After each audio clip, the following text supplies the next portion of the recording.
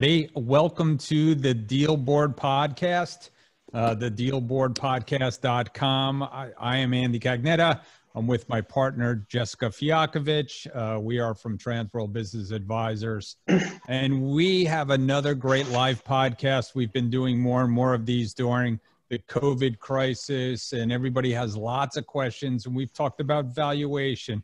We've talked about franchising. We've talked about, the general marketplace out there in the world. And it's pretty interesting, the changes and things are moving a mile a minute. I think some of the podcasts we did in March are already kind of like ancient history. So here we are in May of 2020 talking about the M&A world. And I think we have a lot to talk about today. So I want to get to our two great panelists today. Jessica, did you want to say a few words before I introduce our panelists? No, I think this is just like you said, Andy, we're trying to cover all of the trends that are going on in the market right now. And we've talked a lot about small business transactions, but today we're going to focus on the larger transactions. So if you own a larger business, and you're looking at more of that mergers and acquisition space, today we're going to be talking about what's going on both the sell side and the buy side. And like you said, Andy, we've got two of our top experts in the Transworld Network from the M&A department. Yeah, and so with that, I will introduce both the panelists, and then we'll start asking questions from both of them. First, I want to introduce Peter Berg. Peter Berg and I have been partners for 20 years now, and we both look at, but we've been working successfully together. Peter came from the M&A world, Prubage, took his own company public, has a lot of background, been doing M&A work, obviously, at Transworld for many, many years, and working on a lot of sell-side activity. And I'll eventually let Sunil chime in as well. He could give a little bit about his background, but Sunil joined us a few years ago, and he comes from the M&A private equity world, a lot of healthcare background, a lot of buy-side engagement. He's been working on a lot of buy-side engagements, just finished a very large transaction, one of our largest in history, in the agricultural space, which we'll highlight that deal because it happened in the middle of COVID and things happened to it. And so I just want to go right in there. We have our moderator. I want to introduce our moderator, Danielle. She has been with us for too many years. 20 plus. And she's longer than me. And so she is manning or womaning the question and answer, the Q&A, and there's Jessica popping in, and she's going to handle the Q&A. So you can ask questions. Danielle's going to be ready we'll have a Q&A session at the end, and Danielle will be asking those questions. So Jessica, you want to ask the first question of Peter right off the bat? Yeah, we can start with Peter. So Peter, on the sell side, has the deal activity slowed in the M&A arena since COVID-19 struck? Hey, well, good afternoon, Jessica. Good to see you. See your smiling face. It's the activity has slowed.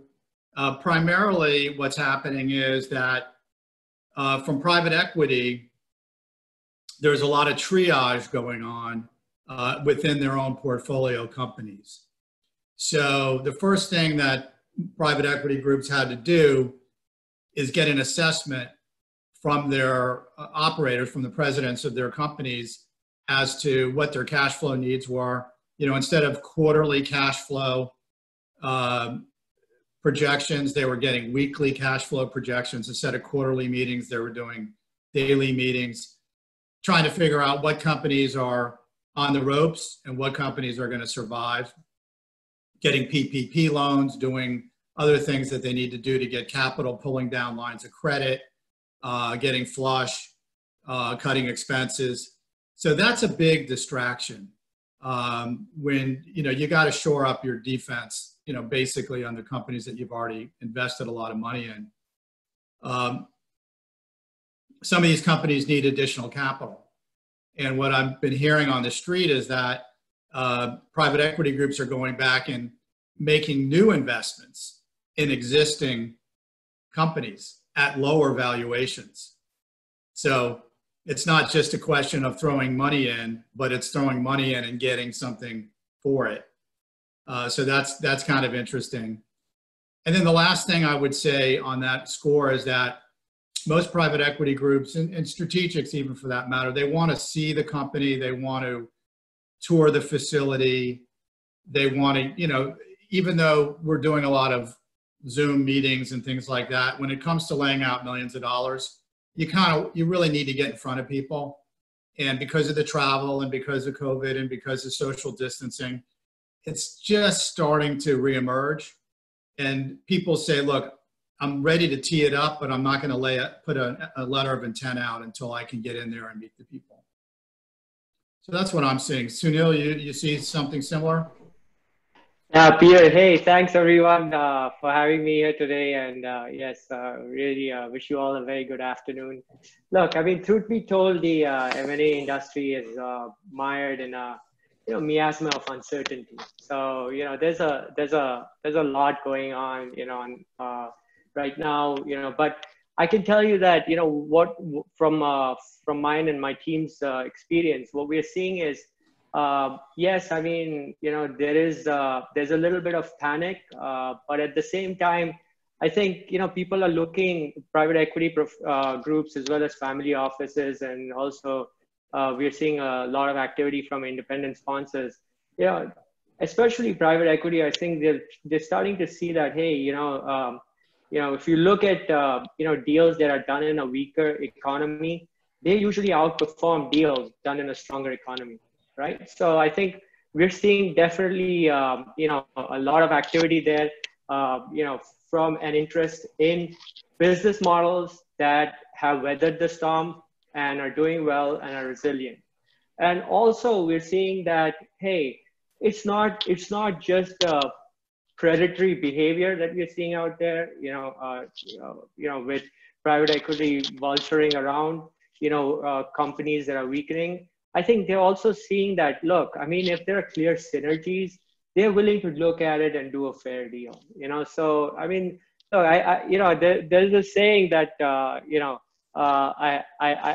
really like, and, I love meditation. I mean, I meditate all the time. So I think, it comes from a higher place, there's, compassion has no limits, right? So, and kindness, has, no enemies, right? So, so I think we're seeing that in the marketplace. We're talking to investors day in, day out, and it's overall, I would say it's positive. Some sectors have been, have taken, a beating and are certainly, going through challenging times.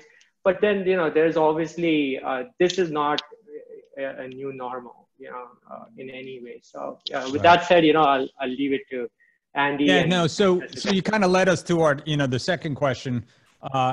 So there's this pressure out there to, save their own companies and maybe a little bit of predatory buying out there. Do you think that the multiples are starting to be affected, or, like I was talking earlier, maybe the survivors would even get a higher multiple? And I'll go to Sunil first. Hey, that's a really good question. So, Andy, I mean, look, we are, my team and I are working mostly on healthcare opportunities and also tech opportunities. So we're not really seeing a huge impact on multiples right now. But we are talking to, day in, day out, as I said, with investors. And they are starting to do some corrections. They have to do corrections because, hey, these businesses, some of these businesses have been affected, but there is that, new sort of, term that I sent over to you guys, which is called EBITDA, which is earnings before interest, taxes, depreciation, amortization, and the coronavirus effect. So, and I think investors are looking at that carefully as well, pre-COVID, COVID and post-COVID type of scenarios. So I would add to that what I'm hearing and seeing is that there's maybe a half a turn to a turn down of multiples. So you're talking about instead of a 6, it might be a 5 or a 5.5. But more importantly than the turn of the multiples, and that would be on companies that are holding up better because of COVID are more firm on the multiples, and those that have a little headwinds or maybe a turn down. But the other thing that I'm seeing that's even more important, and from talking to people, is the debt to equity is going up.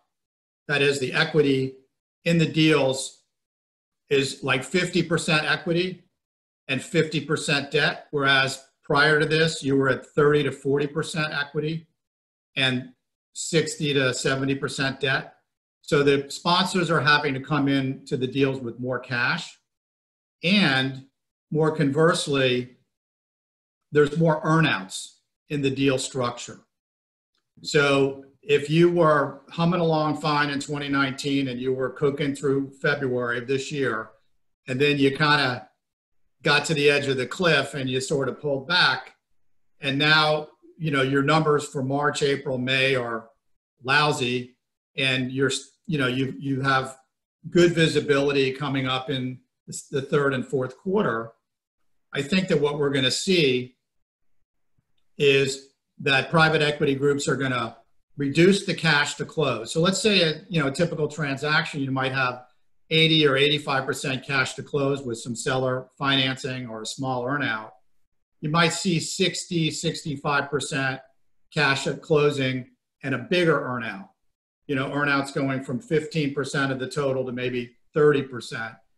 And the sellers are having to take some responsibility in the valuation. Hey, if you're confident that your business is going to come back, and you're confident that this was just a little COVID hiccup that you could put in parentheses, that's great, but you're going to have to prove it to me. So we're talking maybe a 1-year type of an earnout, not a long-term deal, but get back to where you were last year and you'll get your money. But if you don't get back to where you were last year, the price is coming down. And I think we're going to see more of that as we go forward, at least through the rest of this year. It's really interesting, Peter. And kind of while we're on deal structure and you're talking about cash and earnouts stuff, I've also heard that the lending environment has changed on these larger M&A transactions, and that lenders are hesitant to get these deals done. Let's talk a little bit about what you're seeing on the lending front. I'll jump in, and then Sunil, you can jump in.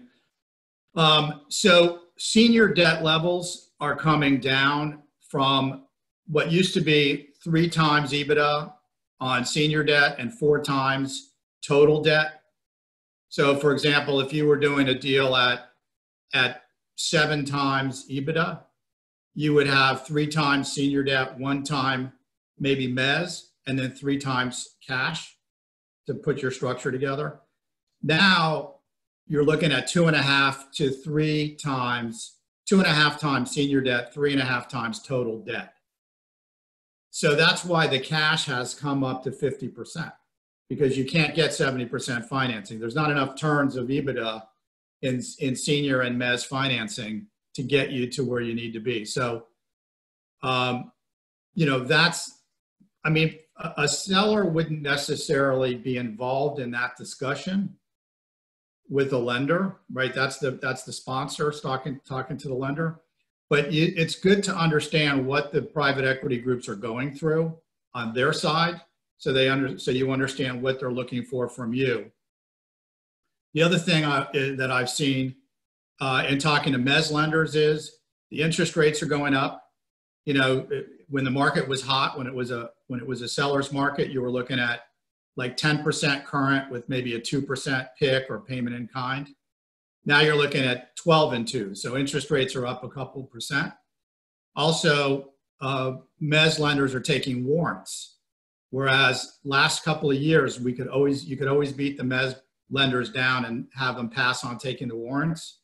Now they're looking for warrants, which adds maybe another 5% to the yield. So it's definitely not a seller's market when it comes to funding. Sunil, do you have anything to add there? Yeah, all I would add is I think Peter's done a great job in in describing that. All I would add is again, it depends. It depends on the company, the industry. It depends. So I mean, there are investors who are able to do deals, that are more highly leveraged if there is if there are cash flows to support that. So it completely depends. But overall, yes, I mean, we are seeing that the market for leveraged debt financing seems to be tight right now. So, well, another interesting thing, Jess, is that the PPP loans created a huge amount of work for these lenders. I'm hearing people who have said that they have, they up their staff, their SBA staff from 10 to 100 people or 150 people.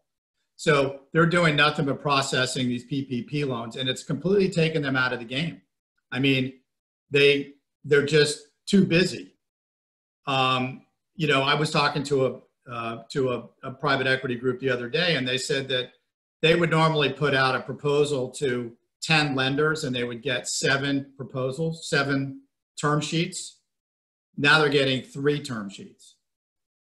Same deal, good, good cash flowing businesses, but the banks are telling them, look, we're just up to here with the PPP, and until we can breathe, we're just not looking at deals.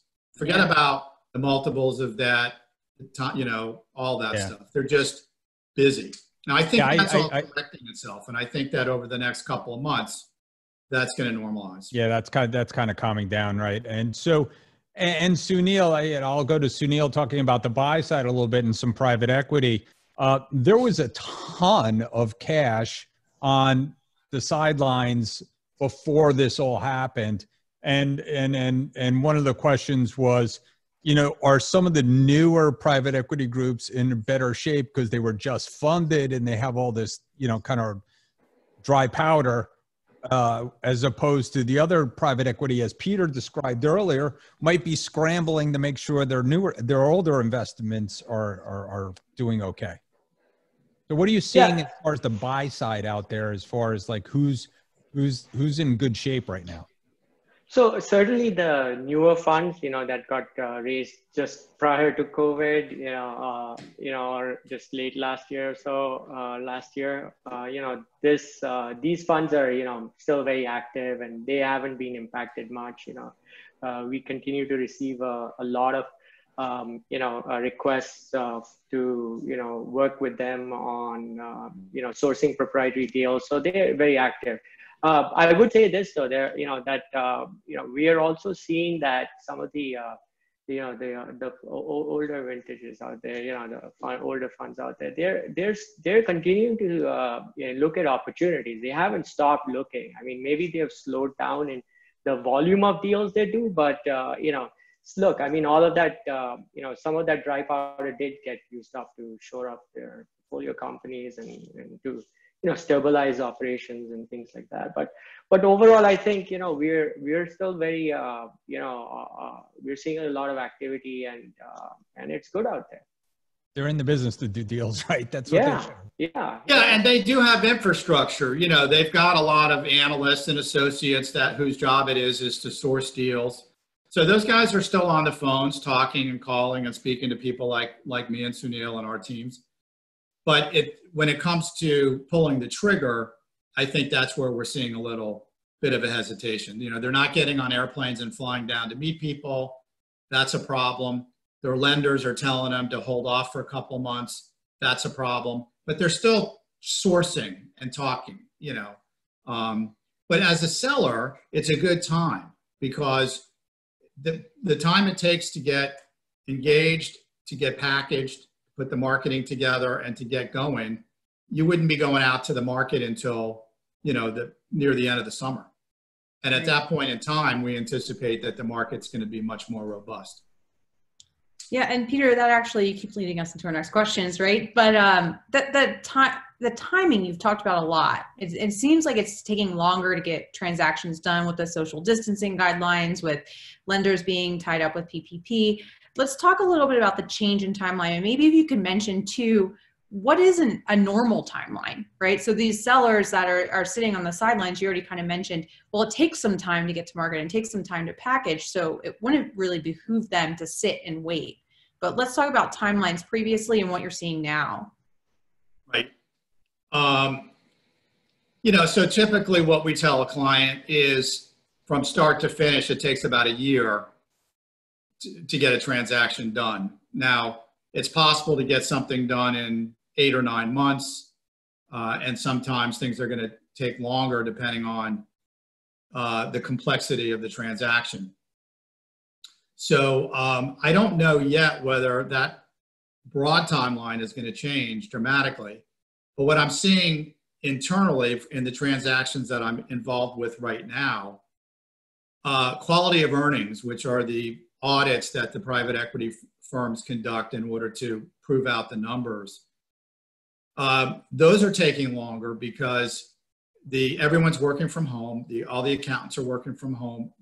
The firms that do this like to come in and kick the tires, look at the business, and all of that stuff's been put on hold. So a lot of the QOBs that I have going on have been delayed now for a month, 6 weeks.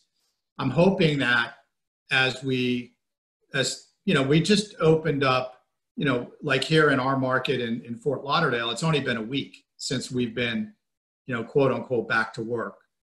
And other parts of the country are still locked down.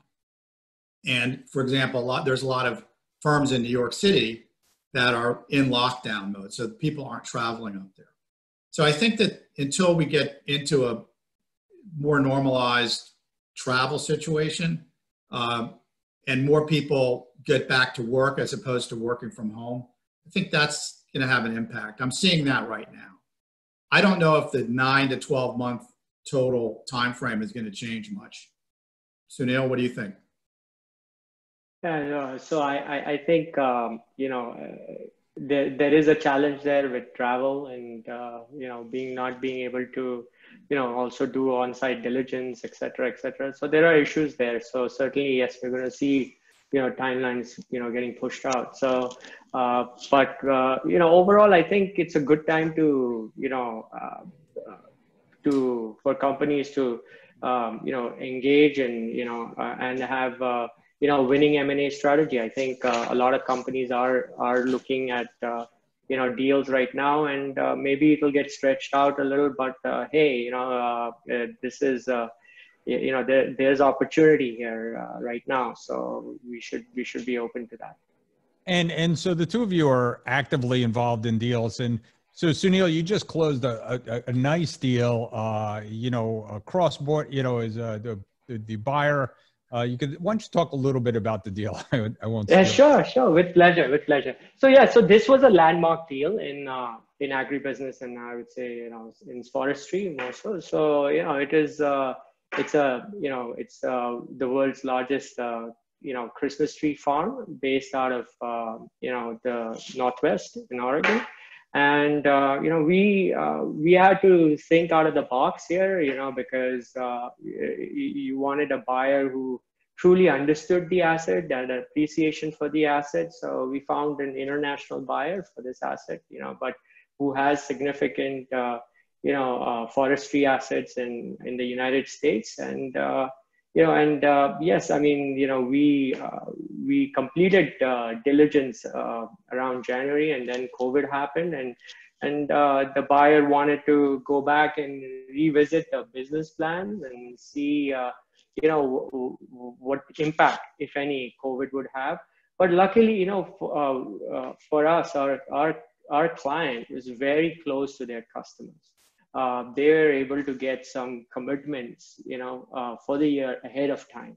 So it's very important, I think, for businesses to stay close to their customers, and also work with them, So look, we are in this together, right? So really, I mean, that's exactly what our client did. They showed, deep engagement with their customers, gave the comfort to the buyer, and the buyer, we didn't have much of a reduction in the deal. I mean, it was less than 1% of the total deal value as a result of COVID. But I mean, I'm not saying that, this is the case in every industry and sector, but, it's, I think one can certainly, benefit from, advising their clients to be more proactive and be aggressive about, keeping in touch with their customers. Yeah, and just to follow up with that, Peter, so we got that deal done. That deal got done. It was, very tough. We had to convince the buyer through COVID, and we had the right buyer. And so, Peter, you've had a couple of deals, and so you don't specifically, run in the medical world, which seems to be even busier these days. Some of the stuff we've had is in construction, and you've seen people say, "Okay, let's take a pause here," right? Yeah, absolutely. It's interesting. Some businesses that are service oriented have done very well in during the last 3 months. That would be considered construction, but construction related, like pool service, electrical, plumbing, businesses like that, HVAC, which are still in demand and necessary businesses. Bricks and mortar is tough because there's a big headwind in real estate now. We're not sure what's going to happen with rents, with office space, with, there's a lot of bankruptcies in retail. You don't know what's happening with shopping centers. So I think that businesses that are heavily construction related by project, not recurring revenue, but project related, are going to probably have to prove themselves more to a buyer than service related businesses that have recurring income. Definitely. That's really interesting, and actually just answered one of our Q&As. So just a reminder to everybody that's on the call, if you do have questions for Peter or Sunil, you can drop them in the chat or the Q&A. We'll kind of tie them in as we go along, or we'll do a Q&A section at the end. But two of the top experts in mergers and acquisitions on the podcast right now, so I wouldn't miss the opportunity to ask your question. Sunil, I'm going to toss the next one to you, but we talked a little bit about deal dynamics. What are you seeing on the buy side? Are there any trends that buyers should be aware of what they could negotiate in terms of dynamics or structures and deals? Anything from like purchase agreements, tax considerations, anything trending?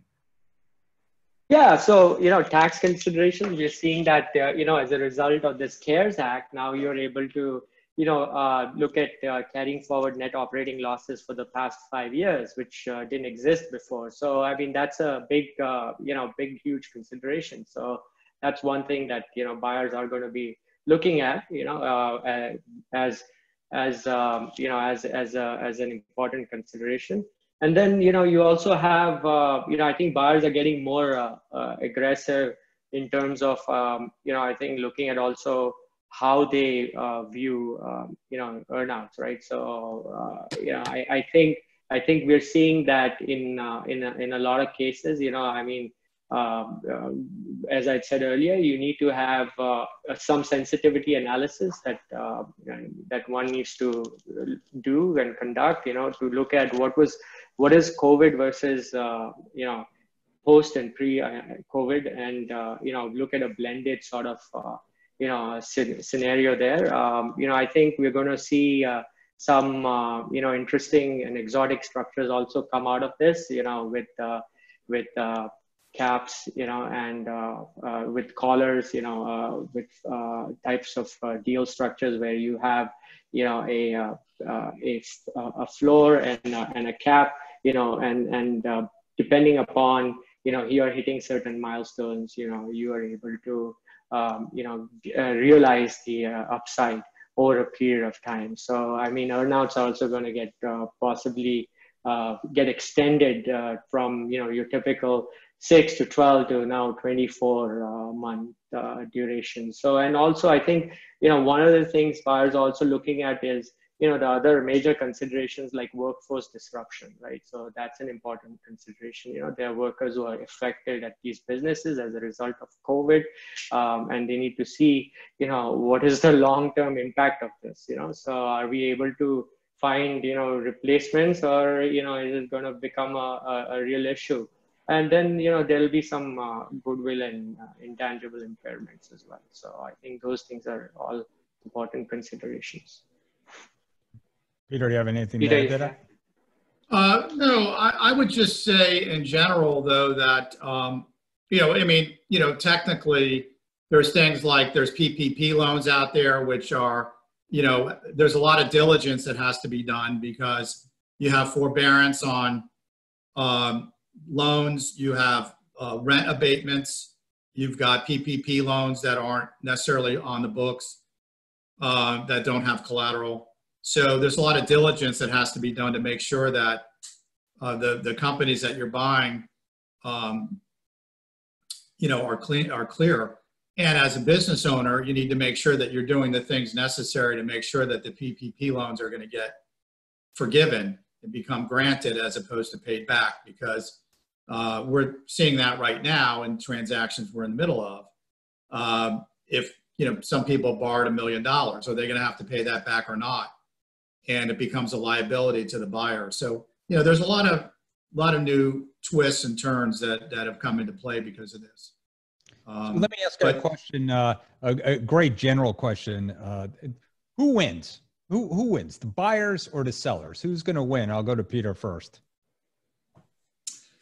Well, that's an interesting question. I like to think in terms of what we do that everybody can win, right? I mean, it's not litigation. It's okay. No, but I mean, it's first I would say that good businesses will sell. So if you have a good business, if you have a business that's thriving, that's prospering, I'm in the middle of a transaction now with an online business that sells nutraceuticals and vitamins. I mean, their sales are up 50% a month over the last 3 months. I mean, they want to not sell the business, right? They want to get out of the deal if they can. So good businesses will sell, and good businesses will be winners. Obviously, if you're under any distress, then multiples are going to be a little lower, and so buyers will win. But if your earnings are actually lower, did the buyer really win? I mean, if it's time to sell, and you're in a time of your life where you are ready to retire, or you have health issues or other issues, you don't have kids in the business and it's time to go, then what you really need to do is just, do the best job you can. Obviously, get the best advisors that you can to help you do it. Get in front of the most potential buyers and create as much competition as possible, which will create a higher price. Be flexible and understand that you might have to take a little less cash and maybe have a piece of an earnout in your transaction.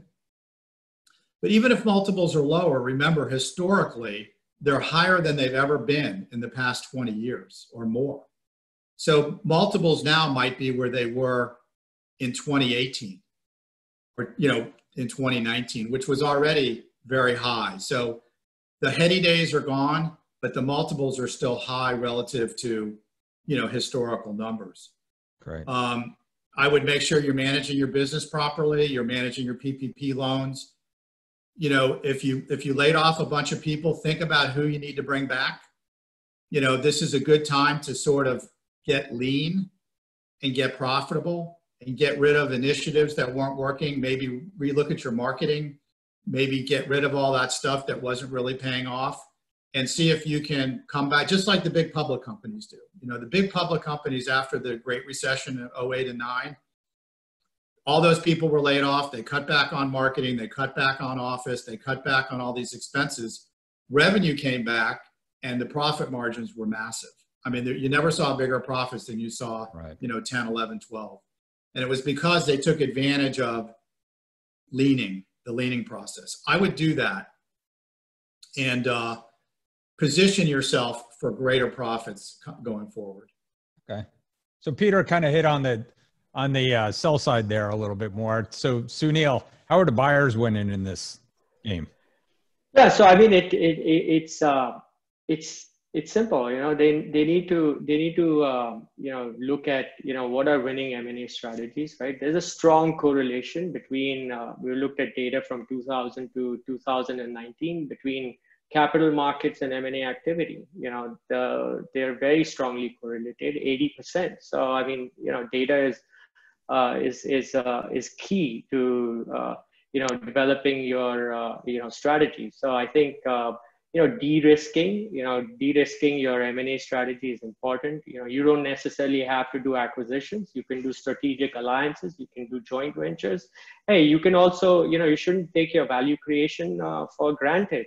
I think it's important that you look at what can be done right now in terms of fine-tuning and tweaking your existing businesses. So, they're actually staying solid and strong. But I would say, prepare, don't panic, and be bold. These three things are very important. It's mindset has a lot to do with, deal making and also getting good deals done. So I think these three things, with that, I love mantras, and this would be my mantra, prepare, don't panic, and be bold. I like that. I might steal that, Sunil. So hey, anytime. You guys are my whole team too. Well, at this point, we'll wrap up with a general question at top of the hour, but we do have a bunch of Q&A going on. We've got almost 200 participants on the call, so a bunch of Q&A. We probably won't get to them all, but I'm going to throw some out there, and maybe we'll just alternate. Unless you guys want to jump in. So Sunil, I'll throw the first one to you, and then Andy will throw the next one to Peter. So the first question comes from Adrian, and he's wondering, metrics and factors. What metrics and factors are lenders looking at in the current market to be willing to lend to buyers on the deals? And we touched on this a little bit, but what would be a couple key factors they're looking at in this COVID world? So first is lenders are looking at the underlying asset. What's the buyer purchasing? Is that industry badly impacted? I mean, that's one of the things that a lender will look at. Next, the lender is going to look at, is this buyer does this buyer have relevant experience, and also credentials to buy this asset, right? For example, in healthcare, if it's with high reimbursement risks and there's a lot of regulatory headwinds, so the lenders obviously want to make sure that that the buyer is able to keep the business sustainable. And then they're also going to look at solvency and going concern risks, right? That's an important risk. I would say that it's lenders are I mean there is a tightening, as we discussed earlier, but I mean the lenders are also going to look closely, like Peter talked about PPP, the worker adjustment and retraining notification, the WARN Act. That's something that lenders are also going to look at closely, and I think buyers should familiarize themselves with all these issues before they decide to put in an LOI or even go to contract. Right. So I would say these are some key considerations, and buyers should be aware of. You fed right into the next question, which I think is a great question, and Danielle, you could help us with the questions as well. Somebody asked, and you mentioned it, I think earlier, Peter, about earnouts. And what are the general structures of earnouts? Are they based on gross sales, on earnings, on gross profit, percentage? What percentage of the deal have you seen? You talked about that they might go up.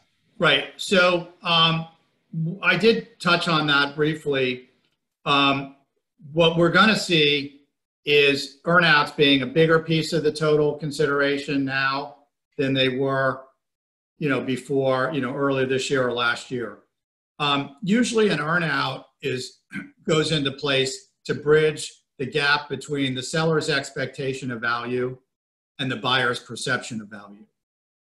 So if the buyer is looking at a multiple of EBITDA and, in a range, it's 5 or 6 times, and the seller's looking for, 7 times, and the buyers are willing to pay 6 times, then that gives you a one-time turn of EBITDA in the middle. So if the EBITDA is $5 million, then you might have a $5 million earnout on what would be a $30 million or $35 million transaction. Or, you can dice it up into any multiple.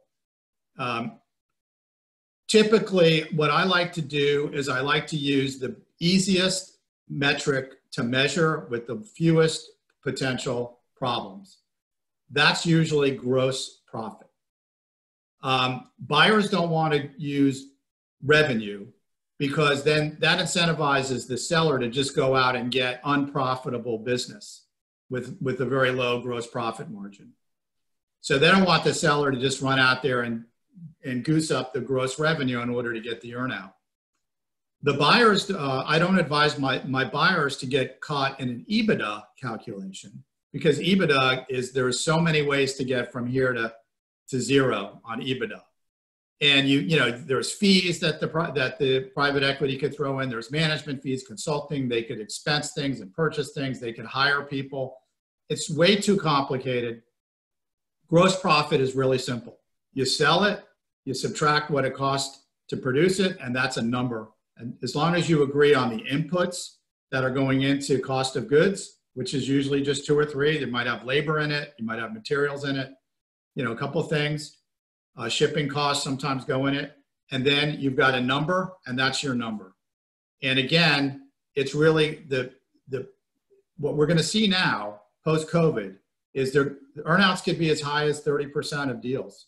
I mean, that's historically very, very high. Typically, it's 10 or 15%. And that 10 or 15% is the delta between what the seller wants and what the buyer is willing to pay. Hey, you give me the earnings, I'll give you the extra money. So that's how I see it. So while you're talking about EBITDA, one of the questions is it standard and customary to add back owner's compensation for deals that are in the target zone for buyers like private equity firms?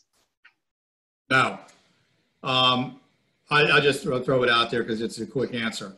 With an EBITDA calculation, it's not what you might call discretionary earnings or seller's discretionary earnings. When a professional buyer like private equity is looking at a transaction, they're not operators. They have to have an operator in there. And so they're going to pay that person, let's say $150,000 plus health insurance and expenses, let's call it $200,000. Then that $200,000 has to stay in. Now, if the seller is taking $500,000 of salary, and then you can adjust $300 back in. But you can't add it all back in the way that you would do it if it was seller's discretionary earnings. Great, quick answer. And we've got a number of questions in there about smaller transactions, and we do want to really focus this time on the M&A market. So Andy and I will answer those separately via email afterwards. The next one I'm going to throw back to Sunil. It's about the buyer's market. So Sunil, are you seeing more strategic buyers in the market that are active, or more financial like private equity buyers, or is it about equal right now? Yeah, so we're seeing actually more financial sponsors like family offices and private equity firms. We think strategic buyers, the first and foremost responsibility for a CEO is to make sure their employees are safe and their businesses are safe. Then they look at, M&A. So we're slowly starting to see that, these strategics are, coming back, but they're not as active as private equity. I mean, there are some classic examples here. Xerox was, looking at an acquisition there of HP, and and that was a $34 billion deal, and I think it was dropped. I'm not sure if it's the other way around, but then SoftBank pulled out a WeWork. That was a $3 billion deal, right? So you can see that strategics are more cautious in their approach. So right now, so their first and foremost concern is making sure that their businesses are stable, and then they will reprioritize, and then look at money. So I hope that answers. Peter, do you have something? Yeah, I agree. Private equity, it's 10 people in an office in New York. They're not worried about integrating 1,000 employees back in. Now, their portfolio companies are, but strategics, really, they have a lot of problems. How do you open up? What do you do to keep your people safe? What happens if somebody gets sick? What are your liabilities? Congress is talking about possibly, shielding employers who follow certain guidelines from legal liabilities. I mean, there's a lot of questions out there that need to be answered, and that's a big, huge distraction from strategics right now. So one of the questions from Todd is, well, what kinds of businesses then are being looked out for outright purchases? So you want to take that, Peter, or would you like? Well, I mean, look, I think we're both going to say the same thing. Yeah. Any good business is going to sell. People are not looking at restaurants, food service, produce, anybody that sells into leisure, to travel, to food, hotels, all the things that have been decimated, where there's blood in the water. People just need to see who the survivors are and who the casualties are. The businesses that are doing well are the companies that people are looking at. So think of all the products and things that you're buying on Amazon or the things that you're buying at Walmart. Think of the services that you're consuming in your home, having people come into your home and provide services. Look at what you're buying online. These are the types of businesses that thrived and are going to continue to thrive. And that's what, so as a blanket, I would say, if a business survived and thrived during the last 3 months, people are going to be looking for it. And if a business died the last 3 months, people are going to be stepping aside and saying, look, let's see who the survivors are. We'll circle back around next year. And go ahead, Sunil. Yeah, just, that's great, Peter. And that's absolutely right. And to put some data around it, since I love data, right? So there was a recent study that was done by IBB and M&A Source in coordination with, in collaboration with Pepperdine and the university. And, according to that, survey that was done, what are they seeing, in terms of what people are buying, in the $5 to $50 million range. It's 27% healthcare, 20% wholesale and distribution, and 20% business services. So to Peter's point, I mean, anything that's essential, that you're using and that's available and accessible, look at it. That's a great time to buy, by the way. Yeah. And by the way, I think there's a danger in that sometimes. That you might overpay for someone who's doing really well right now, like in the distribution grocery business. And then all of a sudden everybody goes back out to eat, and that might not be the case anymore. And so there was a couple of questions scattered around here when Sunil mentioned EBITDA AC, which I joke in my house means earnings before interest, taxes, daughters, and Allison Cagnetta. But but it actually stands for after COVID, right? Or, so Sunil, like how much, I think it's going to be interesting, right? Going forward, like whether or not we're going to really adjust that up or down. Like I just mentioned, a way that we might adjust someone's earnings down because they did so well. Yeah. So I think it depends. I mean, what type of business you are, right? So, and you have to do sensitivity analysis. You have to do scenario-based analysis. It can't be, just what's happening right now. Like you said, if it's a business that's an essential service and all of a sudden you're seeing some supernormal, growth during these times, that has to be normalized. You have to normalize for that. And, that's why I look at, what happened pre-COVID, what's happened during COVID, and what is likely to happen after COVID. And then, you assign some weights to that, and you do some, risk-based adjustments, and then you arrive at a more sort of reasonable, fair scenario that you can then apply a multiple to, I would say during these times, also if you are an operator that's going to buy a business, I would say, for your own comfort, also do a discounted cash flow analysis, which is what, is the income method, just for your own sort of, comfort and, and keeping, some sort of balance there in assigning values. So that's my take on it. Peter, would you like to? Yeah, we used to always joke here, and we're in South Florida, and we have hurricanes, and there was a period of time in the early 2000s where we had huge hurricanes every year that came in and decimated, the area. And so companies that were doing things like hurricane shutters and tree services and you name it, anything that would need to be repaired, roofing companies, they were all killing it. And then between 2006 and in the next 10, 12 years, we didn't have one hurricane. And everybody had bought those companies at huge multiples that, thinking that they were going to kill it every year. And literally 10, 12 years went by. We didn't even get a strong breeze. So you're thinking of the same guy I'm thinking of who bought the business. Huh? Yeah, right. I was thinking of the same scenario. So it was funny. Right.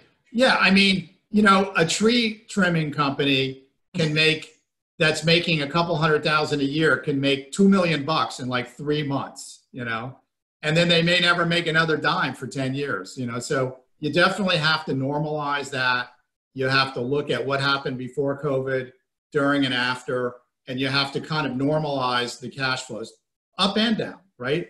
If a company took a big dip in March, April, May, and June, they shouldn't be penalized severely if they come back. Now, if you're in the middle of buying them, the only way to do that is with an earnout, right? Because it's he said, she said, right? The seller's like, oh, we're going to be back to normal, pay me.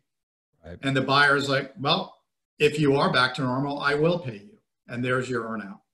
Right. Which is a perfect solution and why we normalize earnings too. We don't have hurricanes in Colorado, but we do have hailstorms and similar. So you see something like that in every market, right? I did. I sold a roofing business out there, and the hailstorms you had like 2 or 3 years ago, there was a massive hailstorm. Yeah, 2017 and 18. Yes. Everyone in the state got new roofs. Last year, and I had a roofing company that I was in the midst of selling in Florida, and they sent a crew out to Denver, and they set up shop, and they sold like 1,000 roofs in 3 months. Yeah. And, they wanted to get paid for it. They wanted to get paid a multiple on it. Right. Well, it's been a really great conversation. I know we still have a lot of questions remaining, but we want to respect everybody's time, especially our guests, Peter and Sunil. We thank you guys both so much for joining the podcast. You always bring a wealth of information.